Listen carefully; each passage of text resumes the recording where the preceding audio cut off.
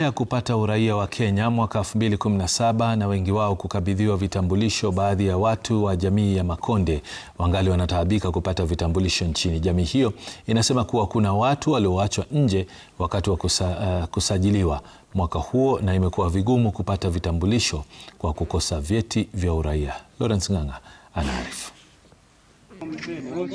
Ana Zakaria Mushiiri ni mkazi wa kaunti ya Kwale mwenye umri wa miaka 27. Ana hana kitambulisho cha taifa. Anatoka jamii ya Makonde iliyotambuliwa nchini mwaka 2017 baada ya kuwa nchini kwa zaidi ya miongo 8. Licha ya kuwa jamii hiyo ilitambuliwa, kusajiliwa na kisha waliokuwa wamehitimu miaka 18 kupata vitambulisho, kuna wengi walioachwa nje kwenye usajili huo. Wakati huo Ana alikuwa wa umri wa miaka 17 lakini hakusajiliwa. Kwa kufanya isho ya Makonde kulingana mimi kwa siku hapa, japokuwa ni mzaliwa Makongeni.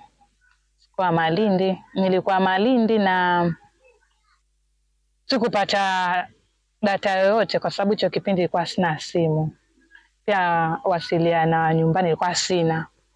Sasa ndio baada ya nilipotoka huko nilipokuja huko ndio nikajua kama wenzangu wanapata vitambulisho.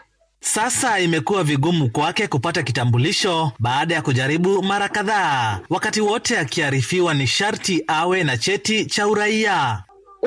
Nyanjani wakijali watu wa vitambulisho kuja, huwa na fight kwenda, lakini kienda naambiwa paka niwe na citizen. Najaribu kuchukua mamangu, maana mamangu anayo. Na nikifika kule naambiwa wewe ni Makonde, unataka na citizen yako, rudi nyumbani. Sasa hapo ndo nashindwa kupata ID. Dhiki ya Ana inajieleza kwa wenzake wengi wa jamii hiyo ambao wamekosa vitambulisho na kupitia magumu. Abdalla John Fundi ni mwanasoka anaelea kipaji chake bila mwanga wa matumaini, kwani kwa sasa hana uraia.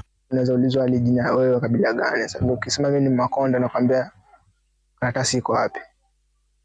Na mimi nilikuwa sina karatasi. Kwa sina cha kujibu na nyamaza naambia mimi sina. So Makonde sasa hawapati kazi, wale waliobaki ambao wana vitambulisho.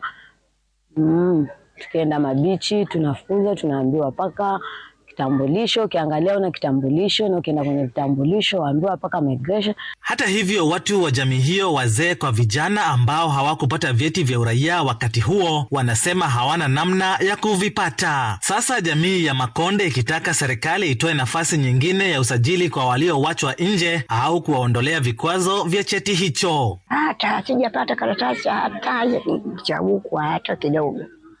Hata kimoja sina. Nani katika karatasi ya huku sina. Ni mimi tu. Kikwazo hiki kikubwa kilichowekwa hapa na serikali ndio kimetatiza mambo hayo yote. Ndio walituambia kwamba watakayekuwa hawatadaiwa citizen ni wa kuanzia mwaka 2017.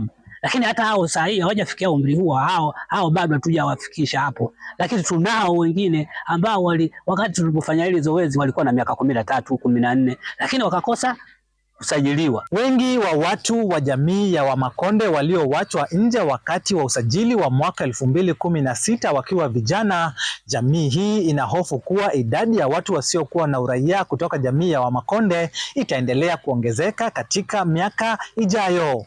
Lawrence Ng'ang'a, runinga ya Citizen, Makongeni, kaunti ya Kwale.